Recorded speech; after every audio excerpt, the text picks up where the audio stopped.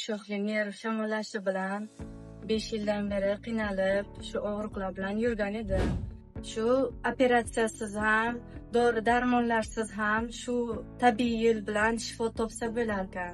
Assalomu alaykum. Meni ismim Asado Saodat, Buxoro shahridanman. Mana sog'ligim sho'xli nerv shamollashi bilan 5 yildan beri qiynalib, shu og'riqlar bilan yurgan edim. Tishimdan deb davolatib, lecheniya olib yurgandim, doktorlarga borib, tishimdan emas ekan.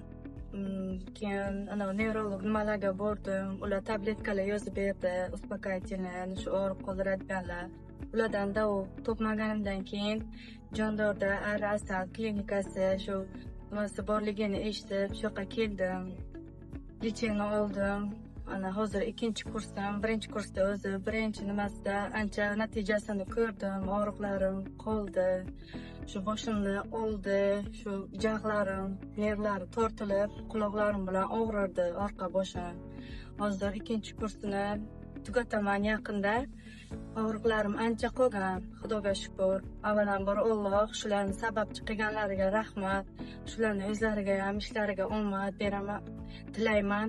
Shu boshqalarga ham tavsiya qilaman, shu yerga kelib lecheniya olsinlar, yaxshi. Davosini men ko'rdim, boshqalarga ham tavsiya qilaman. 3 mahal tabletkalar ichib yurardim. Og'riqlarim qolmasdi, tabletkalarim, uspokоительный nimalar ichardim, gabaten dorilarim, eng kuchli dorilar ichib yurganimdan u doim nima qilardi-yu, lekin og'riqlarim pasaymasdi. Juda kuchli edi og'riqlarim. Даже ertalablar turib ovqatlana olmasdim, tortilib qolardi, qotib qolardi. Hozir yaxshiman, Xudoga shukr. Uch sho'xli nerv shamollashini menga vrachlar ham tavsiya qildi, operatsiya nima qiling deb. Lazernisini ham eshitdim, lekin o'shanda olganlarni ham ular bilan ham muloqotlashib, so'zlashdim. Ular ham natijasini yaxshi emas, operatsiya qildirgan bo'lsa ham davo topmaganini aytgandan keyin qildirmaslikka nima qilib, shu Asalari klinikasiga keldim. Mana shu yoqlarimda qo'yib, asalari nimalarini mana shishgan joylarida qo'yilgan, ancha foydasini ko'rdim.